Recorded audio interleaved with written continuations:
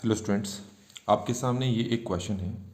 इसमें क्या है, let C be the circle in the complex plane with centre Z not equal to 1/2 1+3 iota और radius आपको दे दिया है 1। पहले मैं क्या करता हूँ, इसका एक डायग्राम बनाकर समझाने की कोशिश करता हूँ कि ये क्या कह रहे हैं। अगर आप इसको देखो तो ये जो कॉम्प्लेक्स प्लेन है ये है Z not equal to 1/2 +3/2 iota. और ये जो कॉम्प्लेक्स प्लेन है, अगर 1/2 यहाँ मान लेते हैं, 3/2 यहाँ मान लेते हैं, तो ये है सेंटर। तो ये जो सर्कल में अगर बनाऊँ यहाँ पर, तो ये सर्कल कुछ इस तरीके से बनेगा। वैसे सर्कल यहाँ बनाने की हमें ज़रूरत नहीं पड़ेगी। ठीक हो गया। तो हमें ये जेड नॉट की पोजीशन पता चल गई है। अब आपको पता लग गया इसके सेंटर क्या है, 1/2 3/2, 1/2 3/2। तो यहाँ पर क्या होगा, लगभग यहाँ पर आपके पास 1 होगा और इसी तरीके से यहाँ पर भी आपके पास 1 होगा। ठीक हो गया। अब आगे अगर पढ़ोगे तो इन्होंने कहा है कि जो Z1 है वो है 1+ आयोटा। Z1 है 1+ आयोटा, तो ये 1+ आयोटा लगभग आपको यहाँ पर मिलेगा, क्योंकि रेडियस इस सर्कल का 1 है, मतलब ये डिस्टेंस 1 है, तो इसका मतलब ये डिस्टेंस आधा है ना।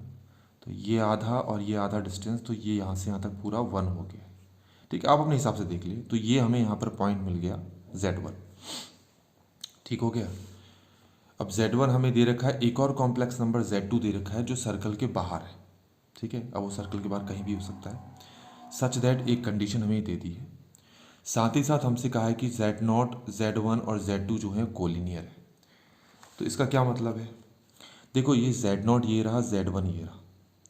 अब इन दोनों को जोड़ने के लिए अगर मैं एक लाइन बनाऊं, ये मैंने लाइन बना ली, तो जो Z2 है वो या तो यहाँ हो सकता है, क्योंकि पहले ही कह दिया है कि सर्कल के बाहर है, या फिर यहाँ हो सकता है क्योंकि वो कोलिनियर है। ये दोनों में से कहीं पर भी हो सकता है।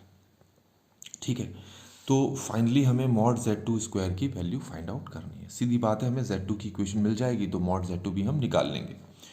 तो अब हम इसको कैसे करेंगे, तो सबसे पहले हम ये वाली इक्वेशन ले लेते हैं, मॉड Z1 माइनस Z0 और मॉड Z2 माइनस Z0 किसके इक्वल है, 1 के इक्वल है।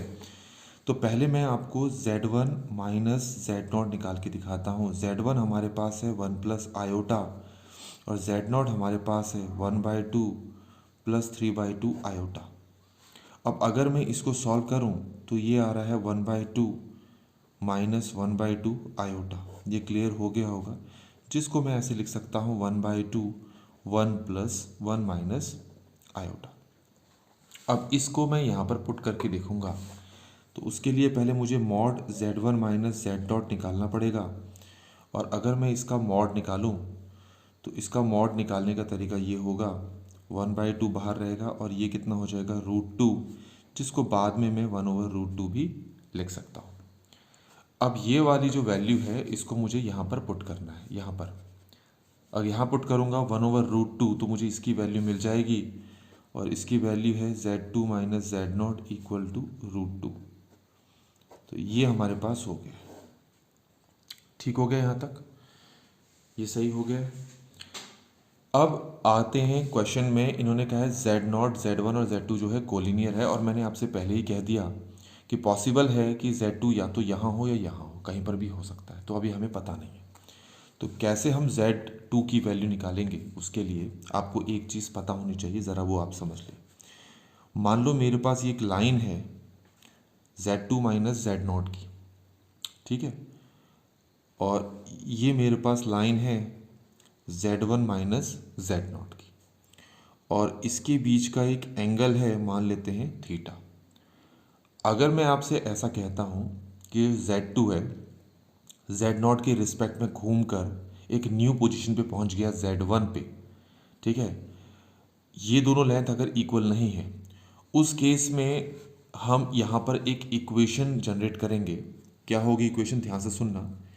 जिस न्यू पोजीशन पे पहुँच गया है वो वाली लाइन, इनिशियल लाइन ये थी, एंटी क्लॉकवाइज सेंस में घूम कर एक न्यू पोजीशन में पहुँच गया है, तो ये वो जो लाइन है इसकी इक्वेशन हो जाएगी Z1 minus Z0, Z1 minus Z0 over initial line क्या थी आपके पास, Z2 minus Z0 equal to, यहाँ पर अब मॉड में लिखेंगे इन्हीं दोनों को, सेम इन्हीं दोनों को हम मॉड में लिखेंगे, और ई आयोटा जितने डिग्री एंटी क्लॉकवाइज सेंस में घुमा है उसको हम लिखेंगे।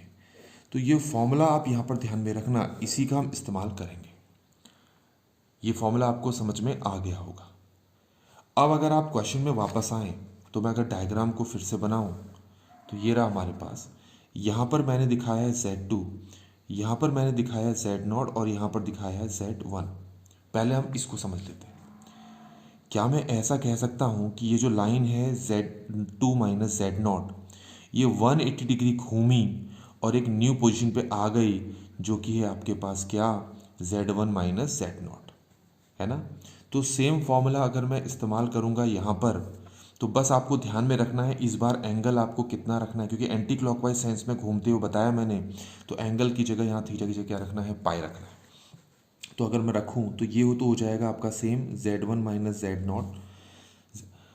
वैसे तो क्लॉकवाइज सेंस में भी लेके चल सकते थे, उस केस में इसको इनिशियल लाइन लेनी पड़ती, इसको फाइनल लाइन लेनी पड़ती, उससे फ़र्क कुछ नहीं पड़ता, बस फॉर्मूले में ऊपर नीचे हो जाता हूँ। तो Z1 माइनस, अच्छा ये हमारे पास क्या है, Z1 माइनस Z0, और नीचे क्या है, Z2 माइनस Z0।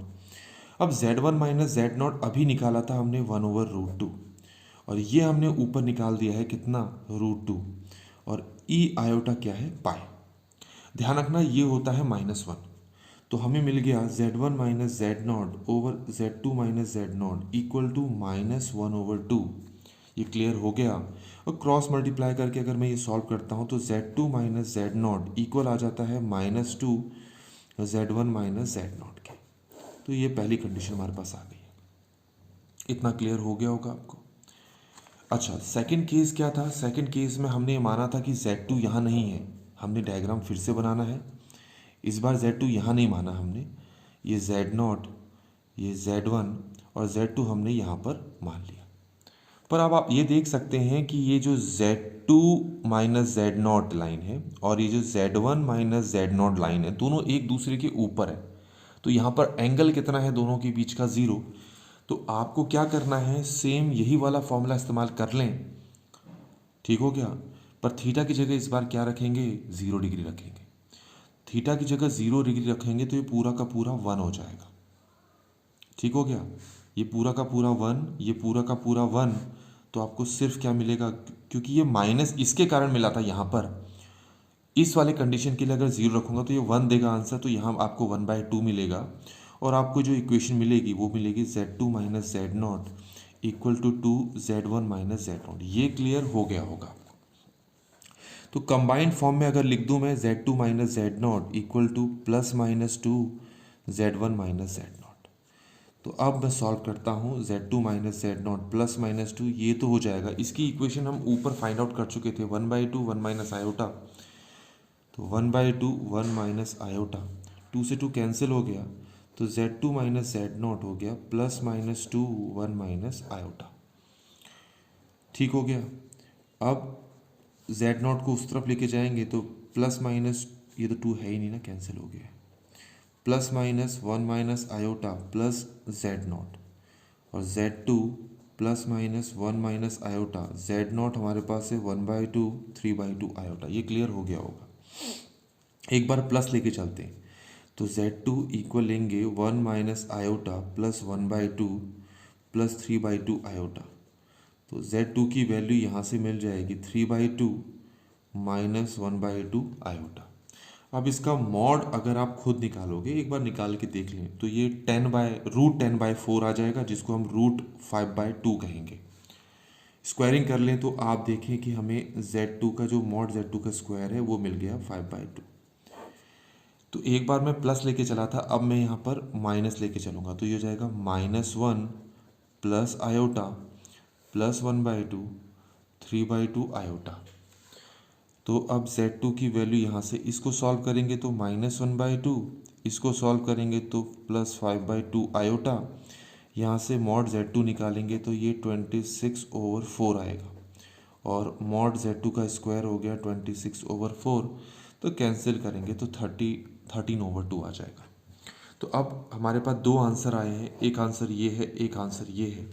तो स्मॉलेस्ट ये वाला है, और आंसर में भी अगर आप देखो तो smaller value of mod Z2 square हमें मांगी है, तो वो हमारा ये वाला आंसर है। तो इस तरीके से बच्चों ये वाला क्वेश्चन यहाँ पर कंप्लीट हो गया है।